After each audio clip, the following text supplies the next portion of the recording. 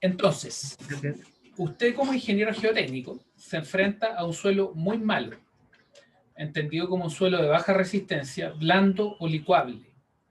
¿Qué podría hacer? Entonces, cuando uno tiene un suelo malo, la verdad es que existen varias alternativas. El punto es que las alternativas van a variar dependiendo de cuánta plata haya disponible. ¿Ya? Van a haber alternativas que son algunas más baratas que otras, o quizás podemos decir menos caras que otras. Cuando usted necesita hacer mejoramiento del suelo, en general la solución va a ser cara. Lo que pasa es que dentro de ese contexto de soluciones hay soluciones que son menos caras, como por ejemplo excavación y reemplazo. ¿Qué significa excavación y reemplazo? Que lo que usted hace es que si usted tiene un suelo muy malo, por ejemplo, usted está en Chicureo, está en Lampa, está en La Dehesa, está en algún sector con un suelo muy malo en Pudahuel, pubicita saturada, de muy mala calidad, muy blanda. Usted lo que puede hacer es, y encuentra que ese estrato, por ejemplo, tiene 2 metros de altura y el terreno es de, no sé, 50 por 50. Una alternativa para trabajar eso es que usted contrate un par de palas, ¿cierto? Excavadora, retroexcavadora. La retroexcavadora debe costar unas 20, 25 lucas la hora, no recuerdo sus números. Una excavadora pequeña en Pichilemu debe costar unas 20 lucas la hora, 18 lucas la hora. Entonces, usted puede excavar, ¿no? Ahora, el excavar implica logística, implica camiones, implica gente que esté supervisando. Bueno, lo que se ocupa en las construcciones, ¿ya? Obviamente, todo lo que son las personas críticas para desarrollar la obra, así como lo implemento. No le sirve de nada contratar las excavadoras, sino contrata camiones que se lleven el material a un sitio de depósito de ese material. Así como también, y esa es la parte de excavación, el reemplazo implica que el reemplazo no siempre tiene que hacerlo, obviamente todo depende del proyecto. Pero si usted va a reemplazar, usted tiene que reemplazar con un suelo que sea significativamente mejor que el suelo que sacó. Y ese suelo en general se le llama relleno estructural. ¿Ya? Relleno estructural, que tiene un peso unitario de 2,1, 2,2 toneladas por metro cúbico. ¿Ya? Material más grueso que fino. Tiene contenido de arenas, tiene finos, por supuesto, ¿sí? Pero principalmente está dominado por partículas tamaño gravilla. ¿Ya? Gravilla. Eso también es importante en lo que es el contexto de la ingeniería chilena, porque cuando ustedes estén ya en el mundo de la práctica, se van a dar cuenta que nuestra percepción de lo que es una grava muchas veces está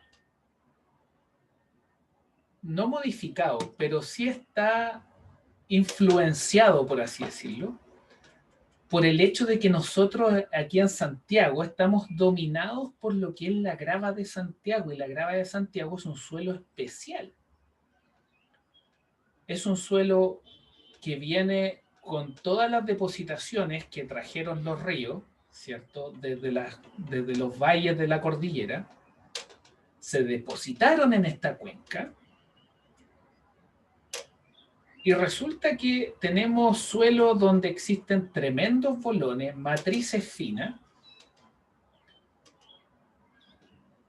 que no se parecen en absoluto a lo que clasifica estrictamente como una grava. Si ustedes se fijan, tamaño grava es el tamaño que sigue de la arena. La arena, ¿cuándo deja de ser arena? Cuando tiene aproximadamente 4 milímetros. ¿Cierto? Tamaños mayores ya pasan a ser gravilla. Grava, ¿cierto? Entonces, ¿qué es lo que pasa? que muchas veces pasa que los ingenieros jóvenes cuando ven grava y están acostumbrados al término grava de Santiago, piensan que grava y grava de Santiago es similar, y eso no pasa. La grava de Santiago es muy diferente a lo que es la grava según la clasificación USCS, ¿no? La United Soil Classification System, que es la que ocupamos nosotros. Entonces, generalmente los rellenos estructurales son conglomerados de suelo, ¿sí? Que cumplen con los estándares de relleno estructural. ¿Ya? Todo eso está en las normas, ¿ya? En las normas de diseño sobre todo, o en los manuales de diseño. Los manuales de diseño no necesariamente son normas, ¿ya? Sino que son indicaciones, son guías de diseño. El manual de carretera, por ejemplo. El manual de carretera no es una norma, pero gran parte de la ingeniería chilena se desarrolla en vista de lo que plantea el manual de carreteras, ¿ya? Que es un documento muy robusto para lo que es el diseño aquí en Chile, ¿ya? Entonces, esos son puntos interesantes y son aspectos de nuestro quehacer como ingeniero geotécnico, ¿ya?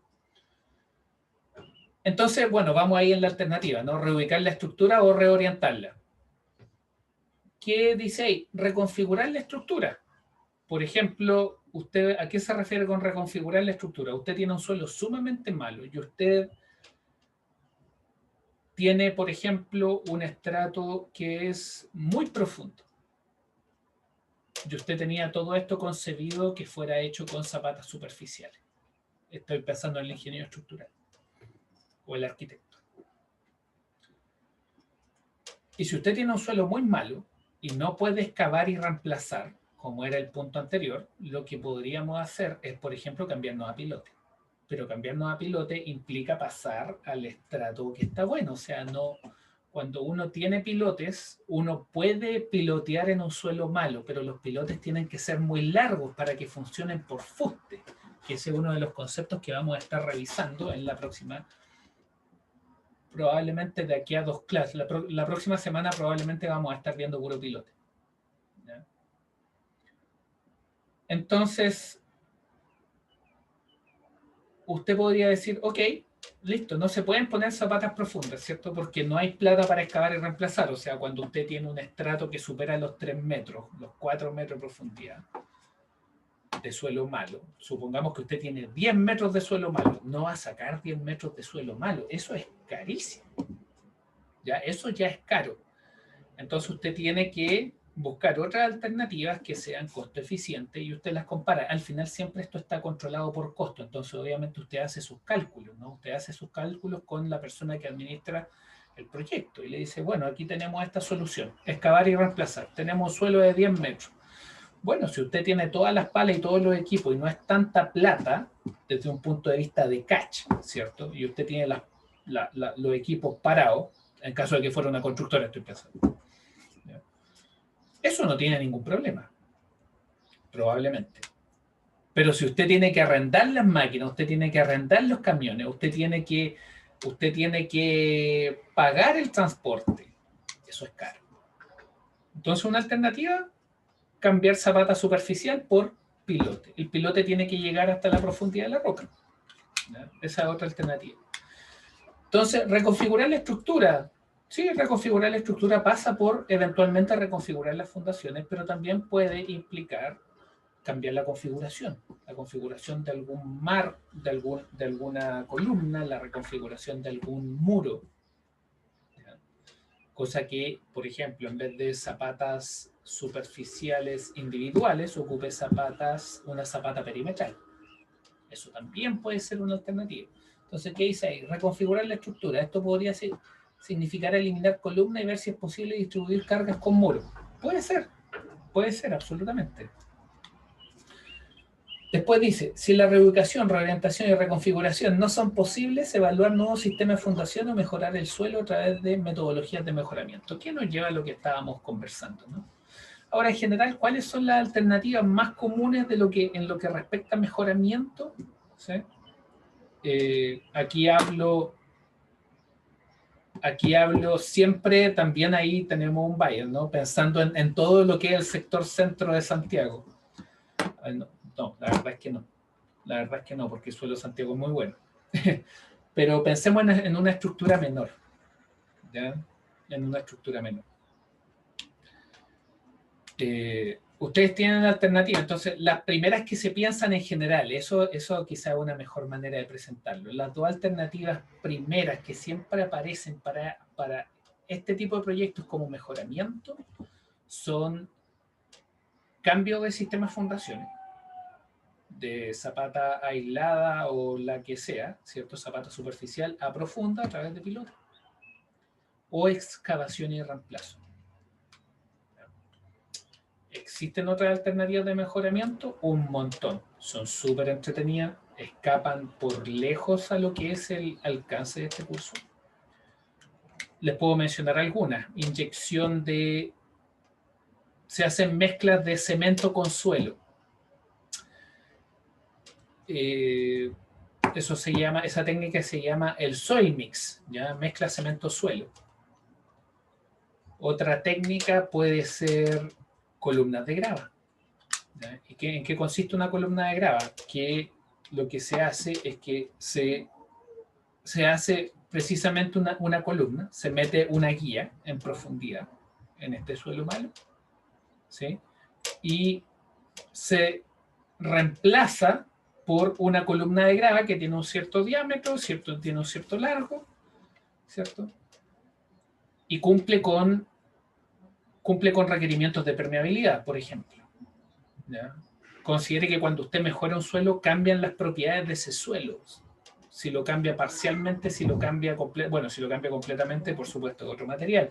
Pero en el caso de las columnas de grava, si usted mete columnas de grava, ahí lo que está haciendo es eventualmente cambiar propiedades del suelo que usted necesita tener para poner su estructura encima. En ese contexto, si usted tiene una arcilla y usted pone tiene un suelo muy suave y usted coloca columnas de grava, por ejemplo, usted va a estar aumentando la rigidez de su suelo completo, ¿no? Usted ya no va a tener solamente una arcilla, usted va a tener una arcilla con incrustaciones que son columnas de grava. Pilotes siempre se va a ocupar para mejorar suelo, ¿sí?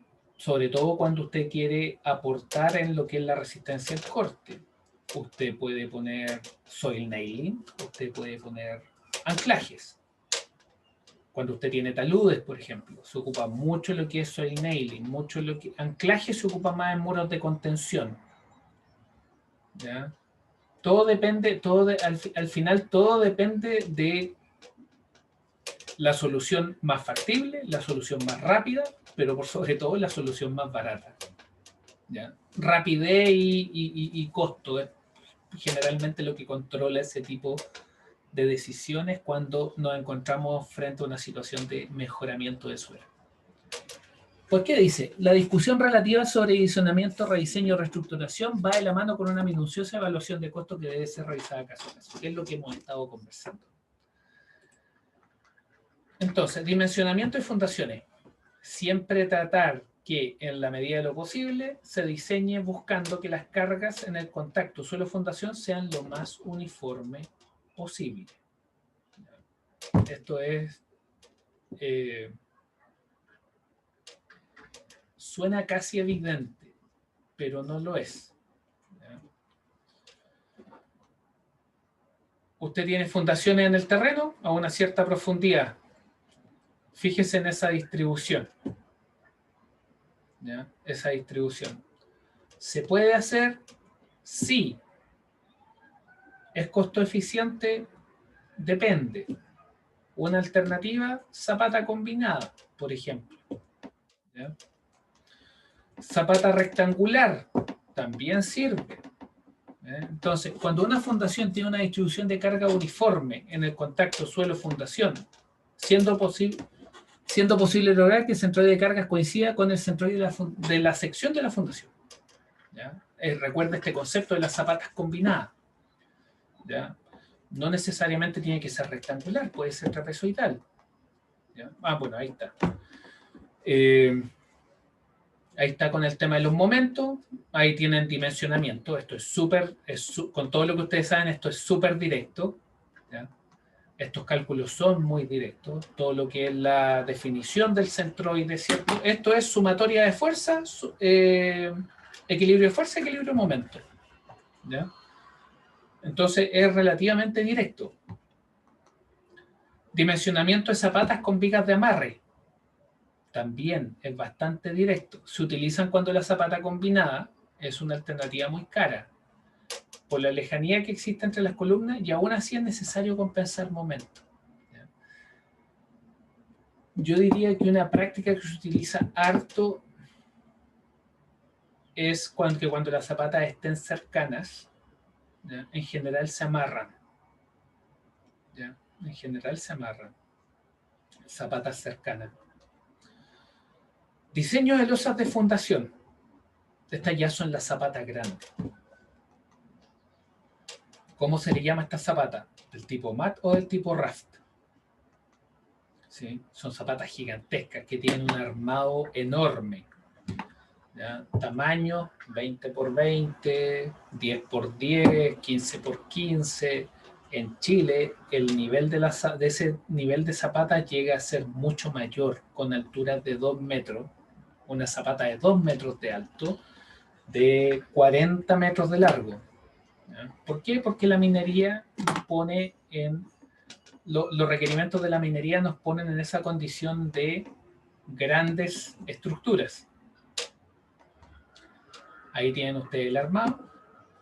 ¿Sí? Ahí ustedes tienen otra zapata que va a ser de grandes dimensiones, pero que tiene otro tipo de geometría. ¿Ya? Vamos a ver las geometrías rápidamente. Algunas losas de fundación en Chile. Esto es de una cristalería. ¿Sí? Usted tiene una losa de fundación y tiene pedestales. Y sobre esos pedestales se construyen los muros, las columnas. En este caso, esto era una cristalería. No recuerdo la cristalería de quién es. Pero esto me parece, si no estoy equivocado, está en la salida norte de Santiago. ¿Ya? Y usted tiene su zapata, hace sus pedestales. ¿Ya? Fíjese en la minería, tiene también estructuras muy grandes, tiene excavaciones muy grandes en la minería. ¿Ya? Ustedes se pueden fijar ahí en esto. Fíjese la altura, no logro ver. Ahí. Fíjese el tamaño de la persona ahí. Y fíjese el tamaño de este muro ahí. ¿Cierto? Es gigantesco. Telescopios, ¿para qué decir? ¿Ya? Esta es una foto del Congreso cuando se estaba construyendo. El Congreso de Chile está hecho en una losa de fundación. ¿Ya? Esta es una foto, si mal no recuerdo, del profesor Pedro Ortigosa. Tendría que confirmarlo, tengo que confirmarlo. ¿Ya? Tipos de losas de fundación. Losa plana. ¿Ya? Esa es la losa plana. Directa, súper directa. Losa plana, gruesa en las columnas. ¿Cómo nos va a quedar esto? Nos va a quedar como una losa con toperoles, por decirlo de alguna manera. Tipo viga losa. Ahora lo que hay es que esto es una losa plana, pero con vigas que están por sobre la zona superior de la losa. ¿Ya? Como estas que están acá. ¿Ya? Que son es como tener vigas de amarre encima de la losa. ¿Ya? Es una losa de fundación con vigas. Losa con pedestales, esa que está ahí. ¿Ya? Usted tiene la losa, usted tiene pedestales. Esto es muy parecido a lo que se veía en la cristalería que habíamos conversado anteriormente. Losa con muro incluido. Por ejemplo, un subterráneo. ¿Ya? Un estacionamiento. Ahí ustedes tienen una losa circular. ¿Sí? tienen una losa con columna, ¿sí? Entonces, la construcción de una losa de fundación implica generalmente una excavación significativa. Y aquí viene un concepto muy importante. Si el peso del suelo removido es similar al peso de la estructura y de la losa de la fundación, y el centro de la gravedad de la estructura y la losa de la fundación coinciden, el asentamiento debiera ser nulo. Ese concepto es súper importante porque se le llama losa flotante. Deberíamos anotarlo acá. Deberíamos anotarlo acá para que lo tengan presente.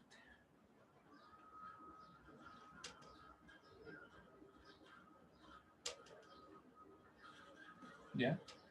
Esto es cuando ustedes remueven una cierta cantidad de suelo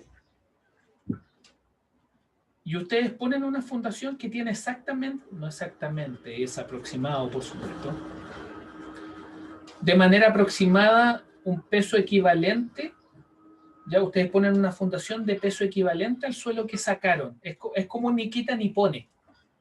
¿Ya? Por eso se le llama fundación flotante. Es como si el suelo no se diera cuenta de que le sacaron suelo y que le pusieron una losa encima. ¿Ya? Eso es. Tipos de losas de fundación. Bueno, ahí estuvimos conversando sobre algunas. Esto simplemente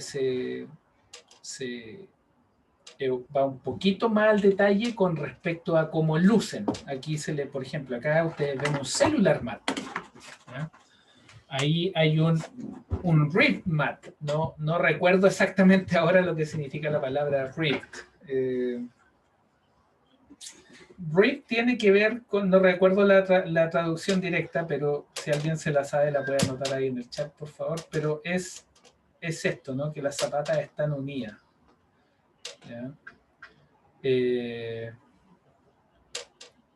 Tiene que ver, el rift tiene que ver con el concepto de, tiene que ver con este concepto de un cierto patrón en una cierta dirección. ¿Ya? A eso se refiere el término rift. Y tienen el mat, que es la clásica que hemos estado revisando ahora. Ahora, consideraciones para losas de fundación. Ahí llegó un chat. Ya, tiene que, claro, exactamente eso, acá en el lado. Súper bien, muchas gracias, Cristóbal. Entonces, consideraciones para las losas de fundación. Las losas de fundación se diseñan por tramo. ¿A qué voy con esto?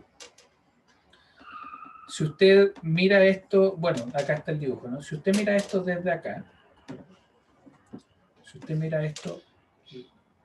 esto desde acá, usted lo que observa es una viga con 3 puntos de apoyo, ¿no?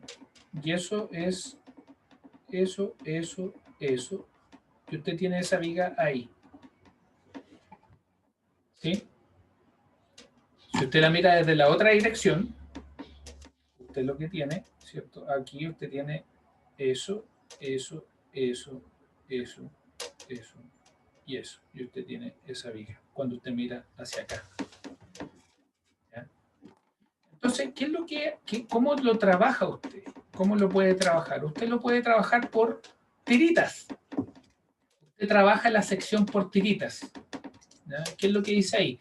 Si las columnas están equiespaciadas y las cargas no son muy altas, ahí quizá hablar del concepto de muy altas no es necesariamente lo indicado, dado el contexto de esto. Cuando usted tiene columnas, cuando usted tiene zapatas con un sistema de fundación donde las columnas reciban mucha carga, eso apunta al tener estos pedestales, ¿ya? O estos toperoles, ¿ya? Y que en el fondo lo que hace es que la fundación se agranda en la zona donde recibe la columna. ¿Ya? Entonces no es un tema de alta. ¿Ya? Tiene que ver con el tema de espesor constante. ¿Ya? Entonces, si las columnas están espaciadas y las cargas no son muy altas, la fundación puede tener espesor constante. Más que sean muy altas, es que sean altas está bien, pero en el fondo el concepto de uniformidad también es válido, ¿no? Si usted tiene cargas muy altas, pero están todas homogéneas, eso simplemente se hace, ¿cierto?, trabajando con una losa, quizás de mayor espesor. Ahora, nuevamente está el tema económico. Quizás hacer una losa de espesor uniforme, cuando las cargas son muy altas, es muy caro. Y en ese contexto nos sirve mejor tenerla con pedestales, ¿sí? Y tener solamente la sección más robusta en el sector donde llega la columna. Entonces, bueno, ese es el punto 1. El diseño considera dimensionamiento con las cargas estructurales, determinación de la distribución de las cargas, tal cual como se hace en análisis estructural, ¿ya? Y la losa se divide en zapatas continuas como en la figura, ¿ya? En este caso, por ejemplo, usted tiene ahí esas líneas, ¿no? Eso en esa dirección. En la otra dirección, usted también separa, ¿sí? Diagrama de corte y momento se analiza como una viga continua, ¿sí? Considere que estas cargas, obviamente, van a generar diagramas de corte y de momento, ¿ya? Diagrama continuo de corte y momento se analizan como viga continua. La profundidad tiene que satisfacer los requerimientos de corte y momento. ¿A qué se refiere con profundidad? La profundidad se refiere a esto, ¿no?, de la sección, ¿sí? Aquí tomamos mucho de los conceptos de nuestro curso de hormigón, ¿sí? La metodología conservadora al ignorar la interacción de las divisiones, y es efectivo, eso es efectivo. Y en general eso es un fenómeno que ustedes van a encontrar en la ingeniería estructural y también en la ingeniería geotécnica, que son supuestos que tenemos que hacer muchas veces.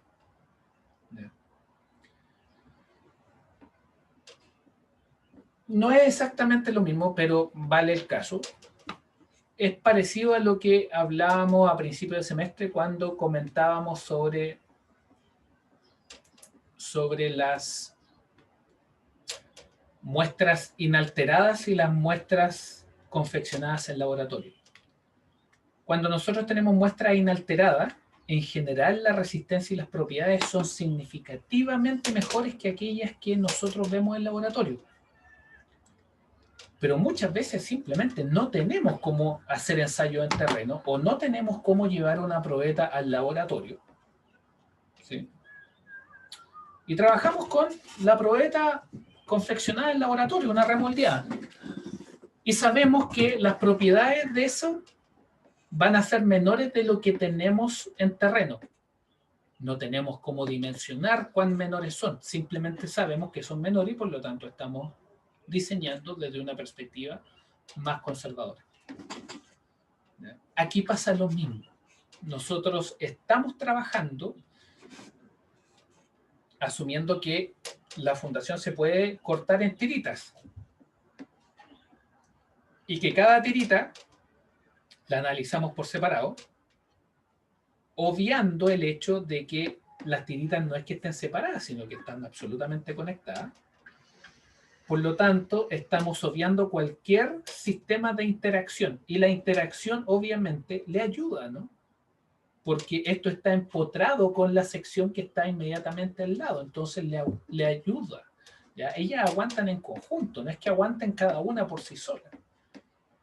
¿Ya? Por eso es que ese punto 5 es importante cuando ustedes estén enfrentados a una consideración de diseño, de que al menos la metodología con la cual están trabajando esto es una metodología conservadora.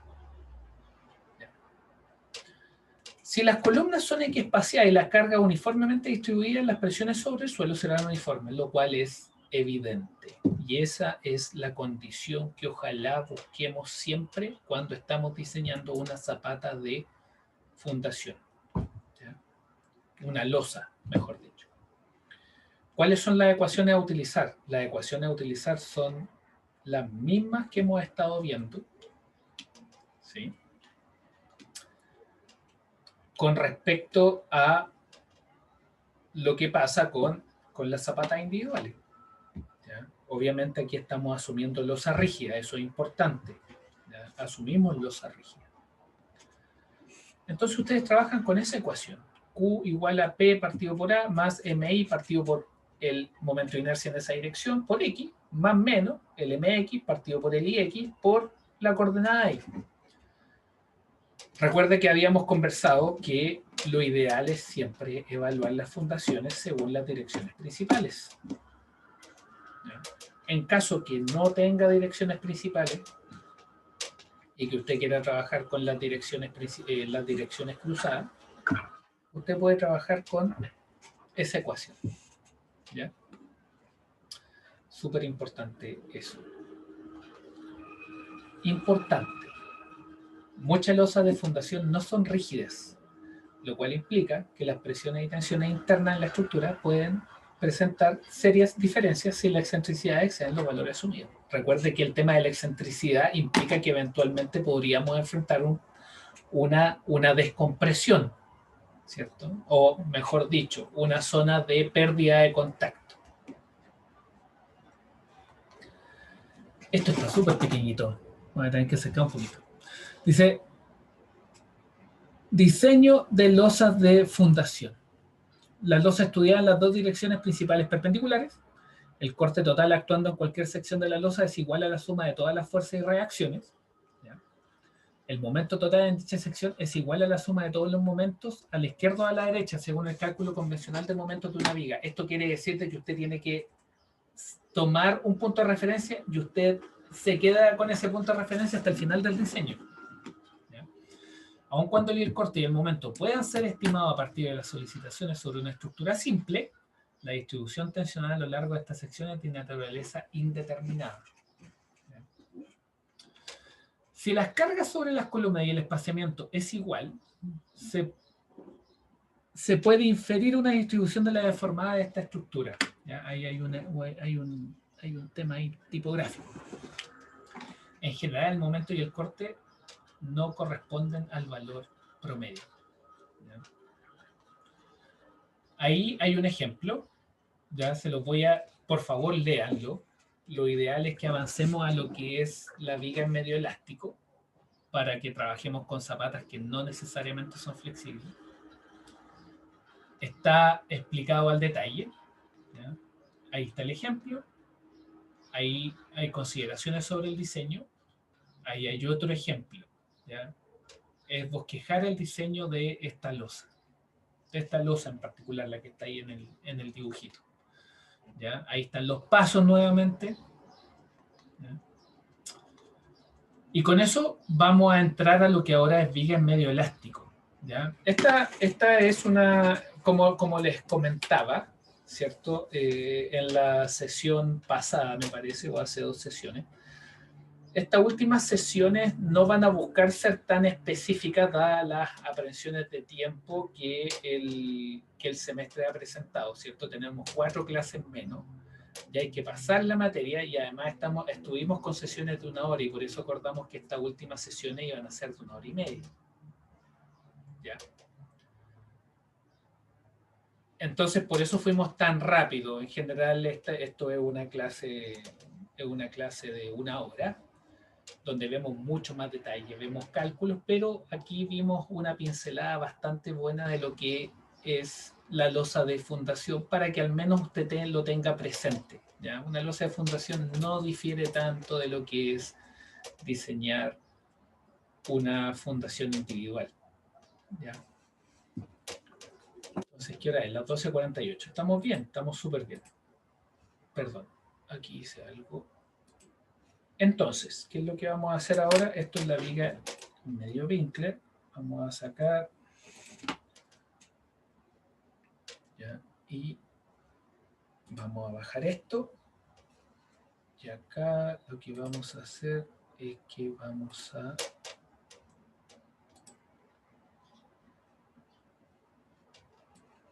Esto es... Aquí tengo que hacer un arreglito. Esta es la clase 22, ¿cierto? Sí. Sí, 22. Entonces aquí vamos a poner clase 22.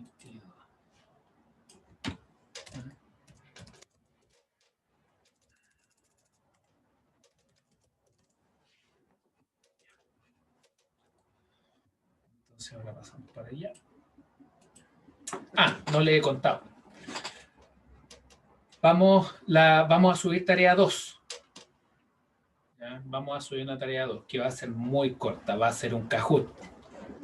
¿Ya? Para que lo tengan presente. Debiera salir antes del fin de semana. ¿Por qué no hice una tarea convencional en el sentido de entregar un enunciado con problemas específicos? Me parece que el final de año está siendo un poco estresante para todos. La materia no es fácil, pero tenemos que evaluarla. Entonces, desde esa perspectiva, creo que es mucho más provechoso que trabajen en un Kahoot que los ponga frente a problemas puntuales, ¿ya? Que les permitan asimilar de manera más rápida el conocimiento, ¿ya? También está todo el contexto del curso, o sea, lo que buscamos es adaptar esta última parte, ¿ya? O sea, si le hubiera entregado una tarea el 28 de noviembre o el 25 de noviembre y le hubiera puesto la fecha límite para el 28 de diciembre con todo el ambiente de entre buena onda, estrés que se da en diciembre, pero en el contexto de que estamos con un semestre corriendo, es posible que al final sea contraproducente, ¿no? Entonces, solamente por eso que en esta oportunidad dimos un Kahoot, ¿ya? Para, para que se enfrenten a respuestas concisas, ¿ya? Y que le hagan ver lo importante de lo que es el diseño de fundaciones, ¿ya? No vamos a tener un paper para analizar, no va a haber que hacer una presentación, ¿ya? Vamos a buscar, vamos a buscar que trabajen de manera más focalizada, ayudándolos a identificar los aspectos esenciales de este curso, ¿ya? Sin tener que ir a tanto detalle en lo que es diseño, ¿cierto? Metodologías de cálculo, no, sino que es directo, ¿ya? Eh, Solamente vemos 13 personas, pero me gustaría chequear de que estamos todos en la misma página con lo que acabamos de conversar respecto a la tarea, ¿sí? Ahora, les puedo dar una tarea escrita, pero creo que dado el contexto que estamos viviendo, no es conveniente, ¿ya? Entonces, ¿todos ven la pantalla? ¿Se está viendo la pantalla con clase 22? ¿Sí? Ya, buenísimo. Entonces, esta es la segunda parte de la clase 22. Y vamos a hablar de un tema que la verdad es que es súper entretenido. Es súper entretenido. Pues lamentablemente se lleva una parte pequeña del curso. Generalmente no es más de 2 o 3 clases. En el contexto que estamos va a tener que ser una clase y media, ¿ya? Pero es súper entretenido. De partida porque la teoría es muy dura, es entretenidísima. Y segundo porque es tremendamente aplicado. Es tremendamente aplicado. Y es todo lo que tiene que ver con viga en medio elástico, la teoría de Winkler, y en particular con un parámetro que es tremendamente importante para ustedes como ingenieros geotécnicos, que es la constante de balasto. ¿Y por qué? Porque la constante de balasto es básicamente el K del suelo. Este K del suelo que muchas veces se confunde con lo que el ingeniero estructural cree que está pidiendo. Entonces, veamos por qué es importante. Porque nosotros acabamos de ver losas de fundación, ¿sí? Y losas de fundación son zapatas grandes. Y por mucho que una zapata tenga 2 metros de alto, 40 metros de largo, esa zapata puede ser flexible. ¿No? Todo depende del suelo en que se encuentre, de su geometría, de sus dimensiones, de su profundidad. ¿No? ¿A qué nos referimos? Por ejemplo, déjenme ver si encuentro algún elemento que me permita sentar el caso.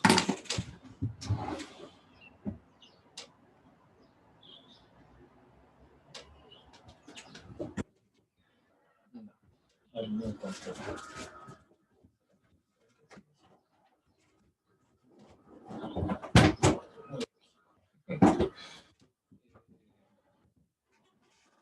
Puede ser un lápiz. Veamos si este lápiz funciona.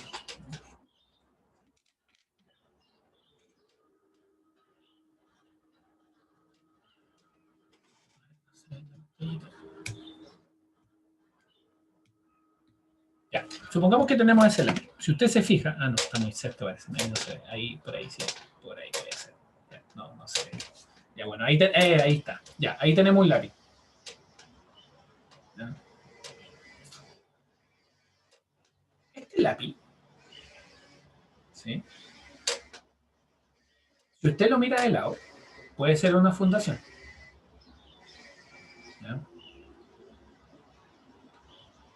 Este lápiz, si usted lo acorta y se queda solamente con esa punta, si usted lo trata de flexar, es significativamente más rígido que si usted lo trata de flexar entero. ¿No? Repite el ejercicio. Si usted tiene esto en esta dirección, le cuesta flectarlo, pero se flecta. Pero si esto fuera profundo en esta dirección, usted tendría menos problema para flectarlo. ¿Me entiende el concepto? Entonces, la rigidez es un concepto relativo. ¿Eh? Es un concepto relativo dependiendo del ambiente donde usted se encuentre con su carga. ¿Sí? Por ejemplo, acá en el caso del lápiz, ¿cierto? Esto está simplemente apoyado en los extremos, pero si esto estuviera apoyado en una cama, ¿ya? O en una cama, por ejemplo, una cama de concreto, una cama de grava, esto sería más rígido, esto costaría más flectar, ¿cierto? Entonces, el tema de la rigidez es relativa dependiendo del ambiente donde esto se encuentre. ¿Sí? Entonces, ¿qué es lo que pasa? Que cuando nosotros vemos lo que son las losas de fundación, si usted tiene una zapata de 1 metro de profundidad, 1 metro de profundidad, 10 metros de largo y 10 metros de ancho, la intuición me dice que eso es rígido. Si tengo la misma zapata de 1 metro de profundidad, de 10 metros de largo y 2 metros de ancho, la intuición me dice que eso es rígido también, pero que es menos rígido que lo anterior. Ahora, si usted tiene una zapata que es de 20 centímetros de alto, 20 centímetros de alto, 10 metros de largo y 2 metros de ancho, a mí la intuición me dice que esa zapata va a ser flexible. ¿Se entienden esos conceptos? ¿Se entienden esos conceptos que tienen que ver con cómo nosotros percibimos un elemento estructural según su dimensión y su forma? Eso es súper importante. ¿Por qué? Porque nosotros no podemos tomar esas decisiones en base a lo que la guata nos dice. ¿Ya? Nosotros tenemos que tomar esas decisiones en base a parámetros ingenieriles. Lo que nosotros podemos ver es que si se altera la profundidad, la rigidez podría cambiar. Si se alteran los largos, la rigidez podría cambiar. Pero también está el contexto del suelo, depende de dónde esto se apoye. Si yo tengo una zapata que es de 20 centímetros de alto, que es de 5 metros de largo y es de 1 de ancho, y está sobre una grava, puede que no se deforme tanto. Y el hecho que no se deforme tanto me entrega una idea de qué es lo que pasa con la rigidez. ¿Se entienden esos conceptos? Me gustaría doble chequear que esos conceptos se estén transmitiendo. ¿Sí? Profe, ¿podría repetir lo que acaba de decir? Ya, Que se escuchó medio cortado, al menos de mi parte fue así. ya. El tema de, el tema de la rigidez, ¿sí? Si yo tengo una zapata de 20 centímetros de alto, de 5 metros de ancho y uno de ancho, no, 5 de largo y uno de ancho, pero está sobre una grava, probablemente esa zapata va a tener poca tendencia a deformarse. Por lo tanto, sería más rígida que exactamente la misma zapata, pero puesta sobre un suelo blando, como una arcilla saturada normalmente consolidada. Entonces, cuando nosotros hablamos de rigidez, nosotros podemos tener una idea de cómo esto cambia según la geometría, según el material y según el tipo de suelo. Pero para el diseño no podemos tomar esa decisión simplemente en base a lo que la guata nos dice. Tenemos que tomarla en base a una definición ingenieril. Y al final eso es lo que manda. Entonces, ¿qué es lo que pasa? Que si nosotros tenemos un cuerpo rígido, el cuerpo rígido, si nosotros le aplicamos esa ecuación que está ahí, ¿cierto? La ecuación de Navier, anda impecable, ningún problema. El punto es, ¿qué es lo que pasa si esto ya no es rígido? ¿Cómo lo hacemos? ¿Ya? Entonces, nosotros hasta ahora sabemos sobre losas de fundación, que las estamos asumiendo rígidas, que la distribución de las cargas puede ser un trapecio, ¿cierto? Producto de la ecuación de Navier, que la resultante de carga se aplica en el centro de gravedad del prisma de presiones y que obviamente se puede ocupar esa ecuación. ¿Cuál es nuestro contexto? Que las losas de fundación no siempre son rígidas. ¿Ya? También pueden ser flexibles, por lo tanto se hace necesario el tener más herramientas de resolución. Cuando tenemos una losa flexible, la ecuación de Navier ya no aplica. Lo que tenemos que hacer cuando la ecuación de Navier ya no aplica es reconocer que estamos en presencia de una zapata flexible y diseñar para que esa zapata flexible pueda ser diseñada, lo que implica diseñar para deformaciones que van a ser un poco mayores que las que se podrían encontrar cuando asumimos que no van a haber deformaciones por zapatas rígidas. Contexto. El diseño de losas de fundación muchas veces es un problema más estructural que geotécnico. ¿Por qué? Me gustaría que en un minuto o en 30 segundos alguien me compartiera su hipótesis sobre por qué eso. ¿Qué es lo que pasa?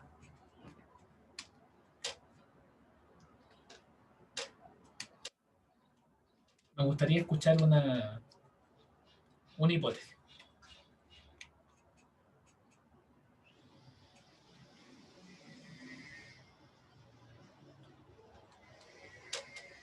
Bueno, el diseño de losas de fundación muchas veces es un problema más estructural que geotécnico, porque cuando hablamos de losa de fundación, nosotros estamos hablando de una zapata gigante, una zapata grande. ¿Qué es lo que pasa? Que cuando nosotros tenemos que las zapatas superan un cierto nivel de tamaño, la capacidad de soporte no nos va a interesar. Nosotros sabemos, la capacidad de soporte depende del factor B. Por lo tanto, si el factor B es grande, la zapata va a ser grande, la zapata ya es grande y la capacidad de soporte va a ser grande. Entonces la capacidad de soporte no nos preocupa, porque por capacidad de soporte esto va a dar.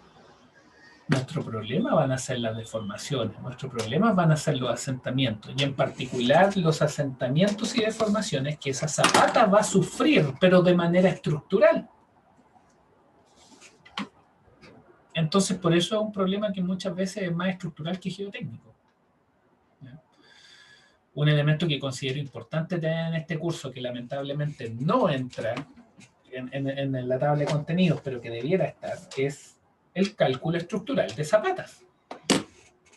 Aprenda a calcular zapatas. Esa es mi sugerencia. De partida es súper entretenido. Hay dos, por más que sea geotécnico, usted como geotécnico tiene que saber calcular. Yo diría 3 cosas. Muros de contención. Diseñarlos estructuralmente. Saber la enferradura, saber dónde meter los fierros, ¿cierto? A qué distancia, cuál es el hormigón que usted tiene que ocupar. Todo eso es súper importante. Muros de contención. Lo otro es zapatas. Y la otra es túneles. ¿Ya?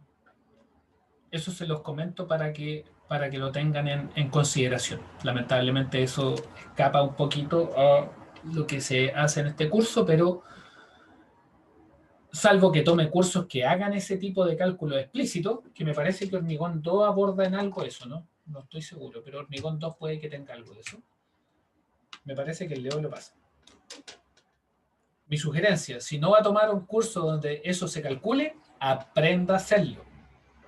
¿Ya? Es importante.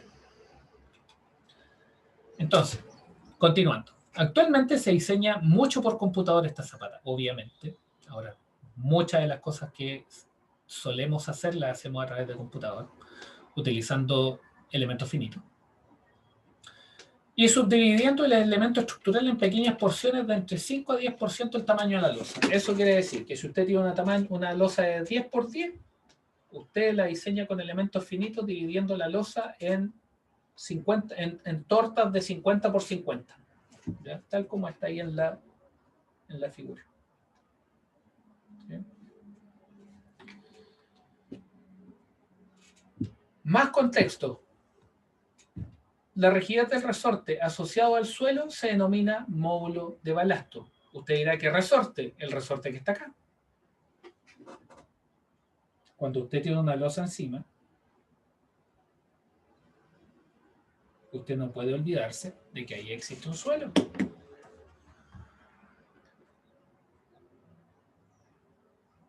Si usted tiene columnas o muros llegando a su losa, ¿cierto? ¿Cómo lo diseña usted? Usted una columna, saca la columna, pone una flecha. Si usted tiene un muro, usted saca el muro y lo que hace es que pone una carga distribuida, pone flechas continuas. Las zapatas están sobre el suelo, ¿cierto? Estrictamente hablando, uno podría hablar de carga distribuida. El punto es cómo modelamos esa carga. Entonces, por eso que aparecen los resortes. ¿No? Lo que hacen los resortes, ¿no? Y ese es un área de la ingeniería geotécnica que es espectacular, ¿no? Que se ha desarrollado poquito aquí en Chile hasta ahora, que es la interacción suelo-estructura. ¿No? La interacción suelo-estructura refiere a cómo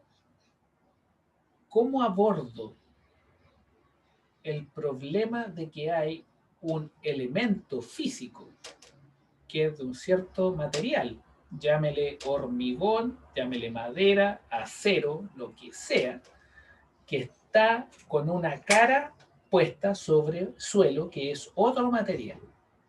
¿Cómo abordo eso? Ese tema se llama interacción sobre la estructura. Y una de las maneras más simples de representarlo es a través de resorte. Es súper entretenido. En este curso vamos a ver el caso más sencillo de modelación del resorte, que es el caso en el cual un resorte se comporta de manera lineal. En general, nosotros vamos a asumir que este resorte va a actuar en el centro de gravedad del pedacito que sacamos, o que modelamos, mejor dicho. ¿Ya? Y ese pedacito está ahí. Entonces, ahí va a haber un resortito. Si usted tiene acá, en esta otra división, tiene otro resortito. Y acá tiene otro resortito. Entonces, la rigidez de ese resorte asociado al suelo se denomina módulo de balasto. Y esa es la famosa constante de balasto que ustedes se van a ver enfrentados muchas veces a esa constante. ¿Por qué? Porque la van a necesitar. Independiente si usted es geotécnico o estructural, la va a necesitar. ¿Por qué? Porque esa constante K es la que relaciona, es la que reconoce la existencia de una interacción entre una estructura que está en superficie y el suelo que está en la base de esa estructura. O bien también puede ser un túnel. ¿No? Lo que pasa es que los túneles, hay mucho menos túneles de la cantidad de estructuras que hay en superficie. ¿Cómo se entiende la constante de balasto? Se entiende como la resistencia unitaria de deformación. Y si usted lo ve de alguna manera, ¿ya? Por eso es que la estructural pide el K del suelo. ¿Ya? Porque le da una idea de cómo se deforma de manera unitaria el suelo. Pero también si usted lo ve, ¿ya? Esto se debiera correlacionar con la capacidad de soporte, pero no está relacionado, no define la capacidad de soporte. Hay muchas razones para eso. De partida puede ser la heterogeneidad, ¿no? La diferencia de carga. Pero eso sigámoslo viendo en la medida que vamos avanzando. En una losa, las cargas se transfieren al suelo a través de una tensión de contacto entre la losa y el suelo. ¿Ya? Eso es súper importante. Esa tensión de contacto, el K también la va a reconocer. Mientras más rígido es el suelo, mayor va a ser el valor de K, evidentemente. Y menor son las deformaciones que el suelo sufre también. Recuerden que hablamos, mientras más rígido un sistema, menos deformación sufre. Ahora bien, un suelo más rígido implica que el resorte entre la losa y el suelo es más grande. Eso es a grosso modo. ¿Ya? Entonces, es importante obtener valores razonables del módulo de balasto. ¿Cómo se hace? ¿Cómo se obtiene el módulo de balasto? Hay dos maneras y obviamente, como en todo, hay que elegir una manera. A mí me gusta la manera más experimental. Hay un ensayo que se denomina el ensayo de placa de carga, que lo vamos a ver en detalle prontamente, probablemente la próxima clase. En el ensayo de placa de carga, además, es súper entretenido. Lo que tiene que hacer usted es llevar un camión a terreno, porque usted ocupa el camión de reacción, ¿cierto? Pone una placa, pone una gata y empieza a presionar la gata y el camión funciona como reactor. La gata empuja, está el camión, no puede, por lo tanto, la placa se va hacia abajo deformándose con el suelo. La otra manera es que muchas veces estos valores están tabulados. Están tabulados en tabla. Y hay muchos libros que entregan valores sobre la constante de balasto. Eso puede ser riesgoso, ¿no? Puede ser riesgoso, porque esas tablas se obtienen con suelos de otros lugares. Estados Unidos, Europa, ¿cierto? Entonces, siempre lo mejor es que, si su presupuesto da, debiera dar, no es un ensayo tan caro la placa de carga. ¿Ya? Debe costar $1,500,000, $1 millón. Que para lo que implica no es mucho, ¿no? Entonces, importante obtener valores razonables del módulo de balasto. Experimentalmente también se puede hacer con tablas. No les sugiero hacerlo con tablas, pero es simplemente por mi formación experimental. ¿Ya? Pero muchas veces no queda de otra. Permite estimar la rigidez estructural de la losa de fundación para utilizar los elementos finitos. Así es posible determinar las cargas, momentos y deformaciones del sistema de fundación. Los cálculos se iteran hasta obtener los resultados que hacen el sistema óptimo. Esto podría implicar reajuste de los valores de K. Y los mejores diseños son aquellos en los cuales la constante de balasto K se determina a partir de las deformaciones de respuesta del suelo. Eso a grosso modo. ¿Cuál es la teoría que soporta esto?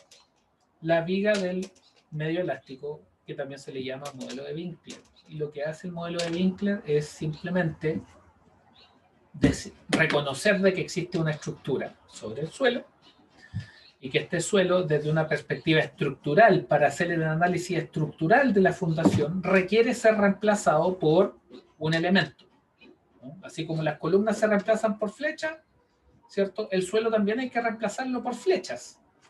Lo que pasa es que para ser más explícito en esta diferenciación, lo que se ocupa son resortes.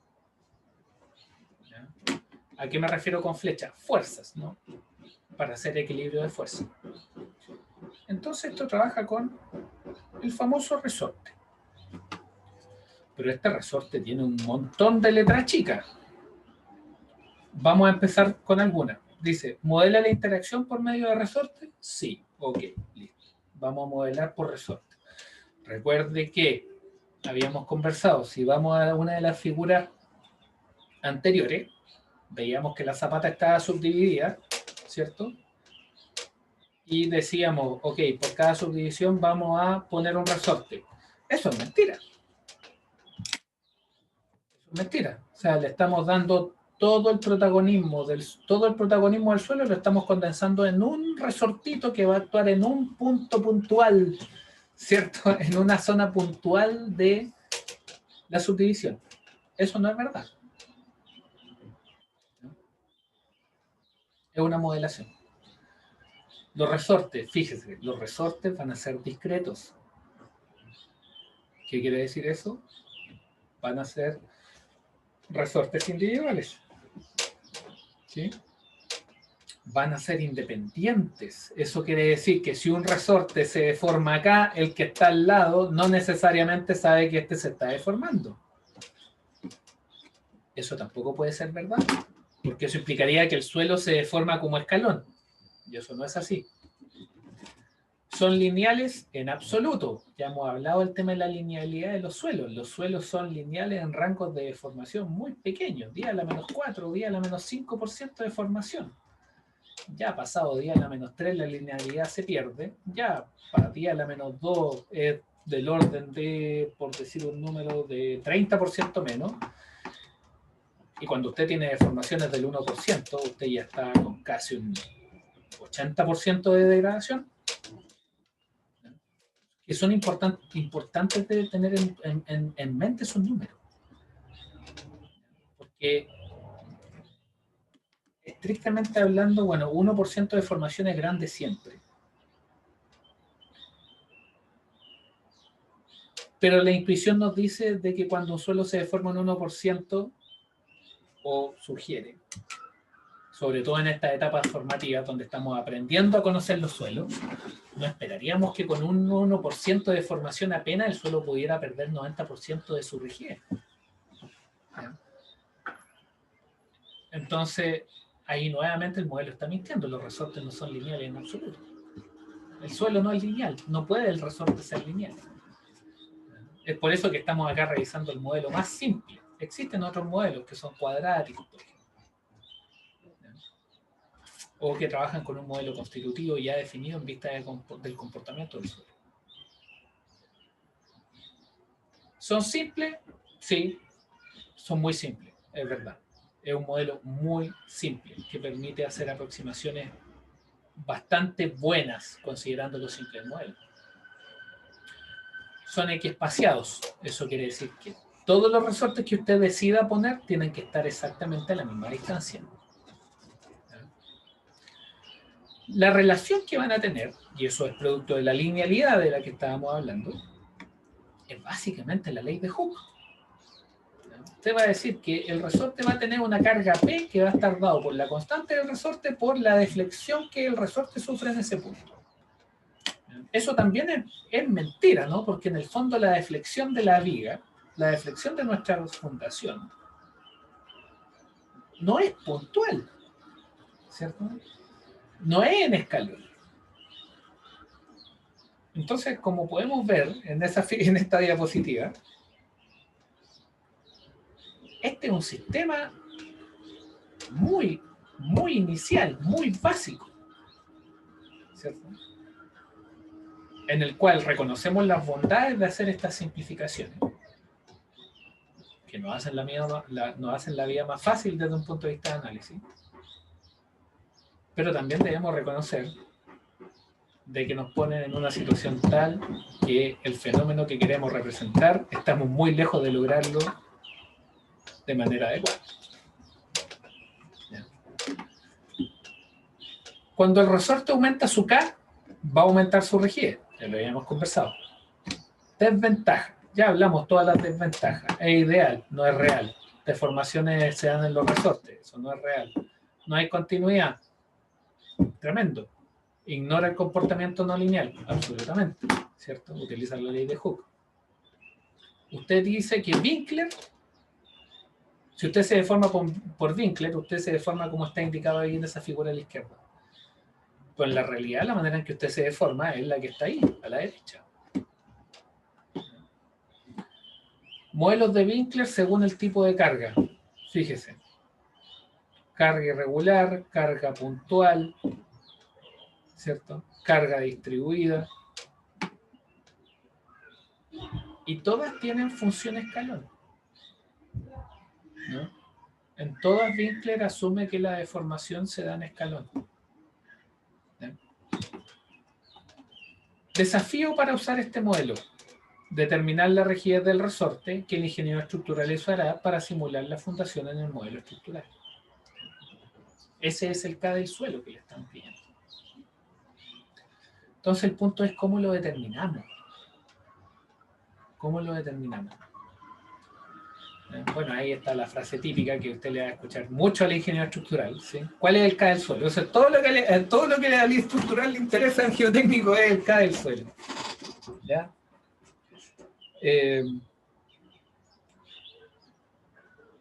Entonces,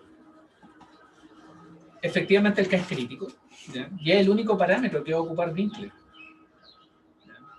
Entonces, si usted lo ve desde un punto de vista fundamental, la metodología es pobrísima. Pero no anda mal. ¿Ya? No anda mal. Por supuesto, si usted la compara con un modelo numérico, donde usted es capaz de ingresar un comportamiento del suelo a través de una relación constitutiva que considere la interacción que existe entre la deformación y las cargas, por supuesto que eso va a andar mucho más acertado que esto. Pero esto no anda mal. Entonces, para que lo tenga ahí, eso en consideración. ¿El K de qué depende? Del tipo de suelo, de las dimensiones de la zapata y la profundidad. ¿Ya? Fíjese cómo el K refleja la interacción sobre la estructura. El K no depende exclusivamente de la zapata, el K no depende exclusivamente del suelo. El K depende de ambos. ¿Ya? El modelo de Winkler, en el fondo, es eso, ¿no? Eso es lo que nosotros tenemos. ¿Sí? Ahí ustedes pueden ver las zapatas, las tienen bajo diferentes condiciones. Ahí, si ustedes ven estrictamente hablando ahí, eso está apoyado en pedestales, ¿cierto? Ahí se ve que llega una columna, hay muro, hay carga distribuida, hay una carga distribuida abajo, que esa reconoce el suelo. Entonces, estrictamente hablando, si usted hace un análisis de esto, ya es un análisis simple. Usted solamente ocupa ese sistema. Una carga distribuida uniforme, ¿ya? Y las cargas que están por debajo reemplazando al suelo, dado por puro resortito. Si usted hace el análisis de esto, no pierde generalidad. ¿Ya? solamente lo está simplificando. Entonces, fíjese, usted necesita estos parámetros. Necesita el K, ¿ya? Que el K es el parámetro que vamos a querer determinar. Usted necesita el ancho de la viga. Usted tiene el diferencial de largo y usted tiene una carga distribuida. En profundidad usted necesita el parámetro B, que es el que está ahí, el ancho de la viga. Eso quiere decir que nosotros vemos la viga en esta dirección, ¿cierto? La viga de la fundación. Es entrando a la pizarra, ¿no? Entrando a la pizarra, en la pantalla en este caso. Entrando a la pantalla. ¿Ya? El valor del parámetro B. Vamos a definir el parámetro W como la deflexión vertical de la viga. No está ahí, lo definimos acá. ¿Ya? Deflexión vertical. Y fíjese acá, en rojo está el parámetro, fíjese, es K'. ¿Ya? K'.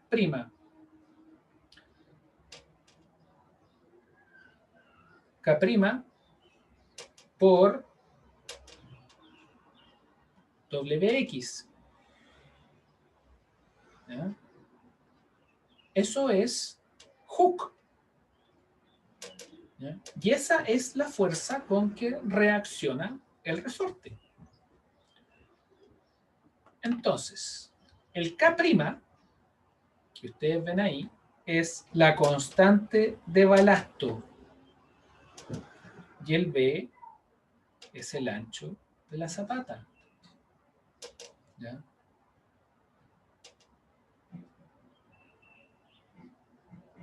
Balasto. Súper importante. En el modelo de equilibrio de fuerzas, usted no ocupa el K, es K', que es K por B. ¿Ya? Porque usted no puede ignorar la componente geométrica de la zapata. Usted está haciendo un análisis en 2D, sí, ok, pero la zapata en este caso tiene un espesor, ¿no? Y usted quiere hacer equilibrio de fuerza. ¿Ya? Equilibrio de fuerza en la vertical, usted plantea el equilibrio de fuerza en la vertical, llega a esa expresión, usted sabe que existe una relación de corte y momento, que está dado por la mecánica de sólidos, ¿cierto? Lo vio en el curso del profe Felipe. Y si usted combina la ecuación con la relación corte-momento, usted llega a esa ecuación. Pero por otra parte, usted también sabe cuáles son las relaciones que existen entre la deflexión y el momento. Usted tiene eso. Entonces, si usted lo mezcla todas las expresiones, ¿cierto? La relación entre una deflexión y el momento, la ecuación de corte que usted obtuvo del análisis simple de la carga distribuida, y además usted sabe que el momento y el corte se relacionan, usted llega a esa ecuación de cuarto orden. Esa es una ecuación que ahí usted tiene una ecuación donde puede resolver la homogénea, ¿cierto? Tiene la solución homogénea y la solución particular, ¿cierto? Usted ocupa eso, lo puede hacer con cambio de variable, usted lo puede hacer con lo que se le ocurra, ¿cierto? Es una ecuación diferencial muy sencilla. Entonces, se asuma una solución de ese tipo. Considere que esta es una ecuación diferencial cíclica, ¿cierto? Es a la cuarta. Entonces, cuando usted tiene una ecuación diferencial cíclica, usted puede ocupar la técnica de aniquiladores que se le llama, ¿no? Por ejemplo. Y usted asume una solución de ese estilo. Si usted desarrolla eso, ¿qué parámetros son importantes acá? El A y el D, ¿cierto?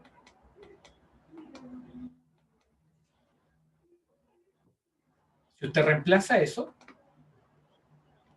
le queda esa ecuación, que es una ecuación que depende del D. Usted tiene 4 soluciones para D. ¿Ya? 4 soluciones para D implican 4 soluciones para W.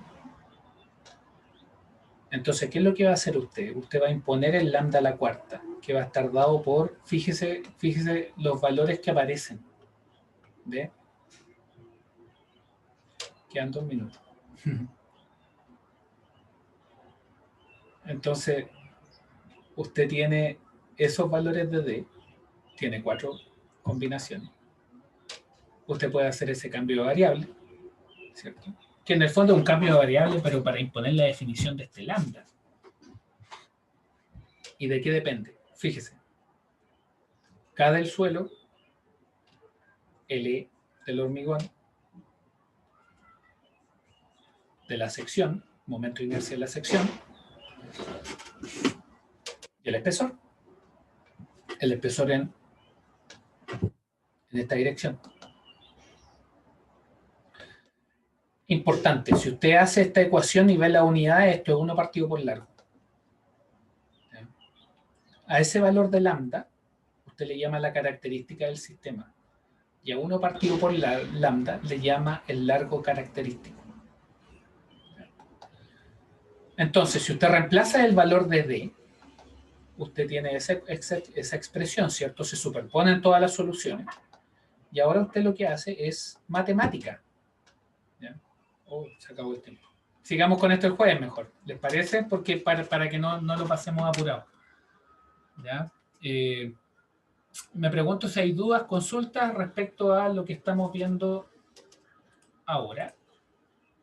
En caso que no hayan preguntas ni consultas, me despido. Le agradezco su asistencia.